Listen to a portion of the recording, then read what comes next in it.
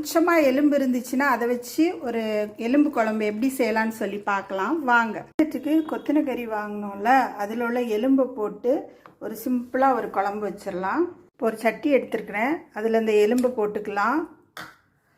ஒரு உருளைக்கிழங்கு வேக வச்சு போட்டுருக்கேன். மிக்ஸி ஜாரில் 3 ஸ்பூன் தேங்காய் ஆட் பண்ணிக்கலாம்.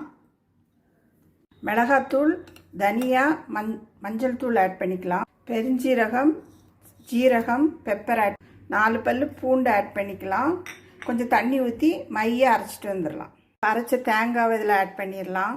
மிக்ஸி ஜார் கழுவுன தண்ணியை ஆட் பண்ணிடலாம். இப்போ அந்த மட்டன் வேக வச்ச தண்ணி இதில் ஊற்றிடலாம். இப்போ கல் உப்பு ஒரு 1/2 ஸ்பூன் ஆட் பண்ணிக்கலாம்.